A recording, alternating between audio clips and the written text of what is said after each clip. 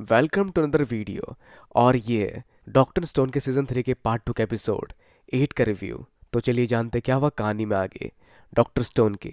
तो अब तक की कहानी में इबारा एक लौता बंदा बनता जो कि इस आइलैंड पर अब तक जिंदा था या पत्थर नहीं बना था, जहाँ वो पेट्रिफिकेशन टूल लेने के बाद देखता है किसी के पैरों के निशान को और वो उसका पीछा करते हुए पहुंचता है उनकी गाड़ी की ओर, जहाँ रखा होता है एक और टेलीफोन जिसमें से आवाज़ आती है 5 मीटर 1 सेकंड, जिससे पेट्रिफिकेशन टूल तो एक्टिव नहीं होता, लेकिन इबारा फिर भी काफ़ी डर जाता है। तो हाँ, ये ऐसे काम नहीं करता, इसके पास जाके बोलना पड़ता है।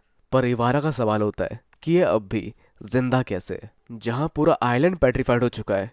तो सेगो का इस पर जवाब होता है कि वो यहाँ पर इस पेट्रिफिकेशन टूल को लेने आया है। तो हम बढ़ते फ्लैशबैक की ओर, जो ये पीछा कर रहे थे उस शख्स का, ताकि ये उससे ले सके पेट्रिफिकेशन बीम को, जिससे बचने के लिए सेको अलग अलग ट्रिक सोचता है कि अगर वो पेट्रिफिकेशन टूल में अपनी उंगली को डुबो दे तो पत्थर बनने पर उसकी उंगली ठीक रहेगी और वो पूरा ठीक हो जाएगा।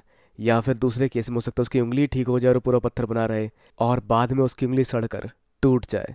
तो इस एक्सपेरिमेंट को किए बिना वो रिजल्ट के बारे में कुछ नहीं सोच सकते। तो अब क्या बाकी रह गया जो सोच रहा होता सेको की, तभी वहाँ क्रोम अपने किसी असरदार पर बचकाने आइडिया के साथ सामने आता है, जिसके हिसाब से इन्हें अपने दोनों हाथ फैलाकर खड़े होना है और जैसे पहले हाथ को छुएगी पेट्रिफिकेशन बीम, इन्हें अपना दूसरा हाथ खड़ा कर देना है। और इस तरह से लगातार करते रहने से सेको अंदाज़ा लगा पाएगा पेट्रिफिकेशन बीम की स्पीड को और उसके अगेंस्ट की कार्रवाई कर पाएगा, जिस पर सेको अंदाज़ा लगा पाता है उसकी स्पीड और अंदाज़ा लगाता है कि वो अगर 4 सेकंड के अंदर रिवाइवल फ्लूइड को हवा में फेंकेगा 3 मीटर ऊंचाई तक, तो वो दोबारा उसके पत्थर बनने पर उसके हाथ में गिरेगा। जैसा करके वो दोबारा रिवाइव हो सकता है रिवाइवल फ्लूइड से। पर इसे एकदम परफेक्ट काउंटडाउन के साथ करना है, वरना ये पत्थर भी बन जाएगा और रिवाइवल फ्लूइड काम भी नहीं आएगा। पर काउंटडाउन जिसमें काफ़ी बेहतरीन है सेंकू, जिसको इसमें 3,000 साल का एक्सपीरियंस है। तो जिस पल वो हवा में फेंकता है उस फ्लूइड को और जैसे पेट्रिफिकेशन बीम उसको छूती है, उसके साथ वो फ्लूइड भी उसके हाथ में गिरता है, जहाँ दोनों चीज़ें साथ में काम करना शुरू कर देती है। तो शुरू से रिवाइवल फ्लूइड इसके अगेंस्ट ही काम करती थी, तो अगर शायद वो अपनी उंगली डुबोता या पूरा डूबा होता उस फ्लूइड में तो उसके अगेंस्ट ये काम नहीं आती। पर जो अगेन बाद में एक्सपेरिमेंट करके पता लगाया जा सकता है। तो खैर आगे से कुछ आता है, उसके बाद वो पेट्रिफिकेशन टूल लेने अपने सभी साथियों को ताली देते हुए, पर आगे जाकर वो उसे निकाल नहीं पाता और इससे पहले कुछ और करे वो वहाँ पहुँच जाता है इबारा, जिसकी आहट सुन वो उसको कंफ्यूज करने के लिए कई सारे ट्रैप बनाता है, जिस ट्रैप में वो फंस चुका होता है और आखिर में एंड रिजल्ट इस सबका ये निकलता है। तो आगे इबारा को फंसाने के लिए सेगो ने बना लिया है सेल्फ ड्राइविंग कार, पर वो इतना भी सेल्फ ड्राइविंग नहीं है, जो कुछ तारों से कनेक्ट होकर इनडायरेक्टली काम करती है और ठोक देती है इबारा को। पर उस क्रैश में इबारा कहीं दिखाई नहीं देता और सेको को काफ़ी आसानी से मिल जाता है पेट्रिफिकेशन टूल। लेकिन इससे पहले कि वो 3 मीटर 3 सेकंड बोले, उस पर एक वार होता है इबारा की तरफ से, क्योंकि इबारा हमेशा चौकन्ना रहता है। पर सेको उसकी बात बिना सुने वहाँ से भागना शुरू कर देता है और इबारा करता है उसका पीछा, जिसे अपने पीछे देख सेको से बचने के लिए कुछ एसिड से भी वार करता है। पर सेको चाहे जहाँ भी भाग ले, इबारा इस आइलैंड में काफ़ी समय से रह रहा है, वो उसका चप्पा चप्पा जानता है और इस आइलैंड पर इबारा काफ़ी तक एडवांटेज में रहेगा, ऐसा ऑलमोस्ट इबारा को लगता है। जो उसको लेकर पहुंचता है सागर किनारे और आगे ब्लफ करता है कि उसका माइक्रोफोन एरो शूट कर सकता है। पर अगेन इबारा हमेशा चौकन्ना रहता है और वो जानता है कि ये वो चीज़ नहीं है। और फिर आगे इबारा उन दोनों के बीच की दूरी का अंदाज़ा लगाकर कहता है 5 मीटर 5 सेकंड और फेंकता हुआ पेट्रिफिकेशन टूल सेको की और उसे पत्थर बनाने के लिए।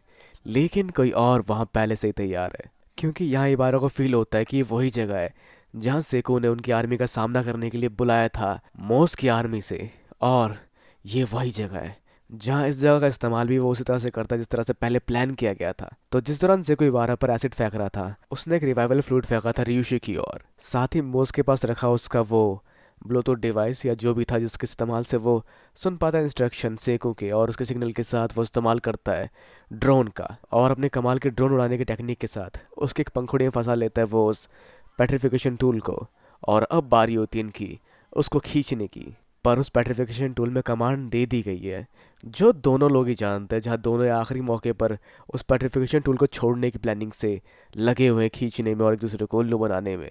जहाँ सही मौका देख के सेन को छोड़ देता उस रस्सी को, जो समय गिनने में काफ़ी हद तक एक्सपर्ट है इबारा के कंपैरिजन में। तो पेट्रिफिकेशन टूल एक्टिव हो चुका होता है, जो बढ़ रहा होता है इबारा की ओर।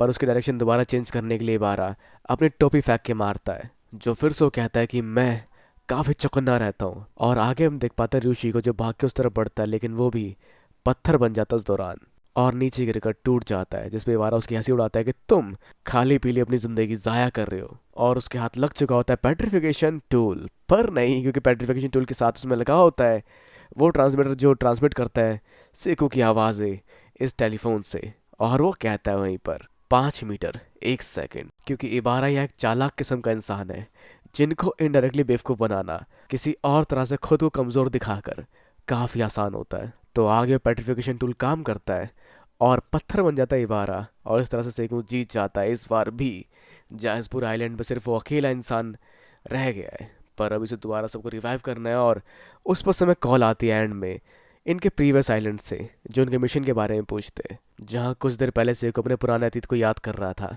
जब उसके साथ कोई नहीं था, वो अकेला पत्थर से इंसान बना था।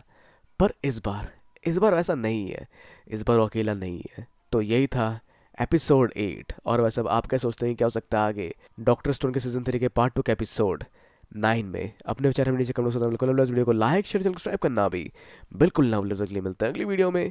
Sayonara and have a nice day.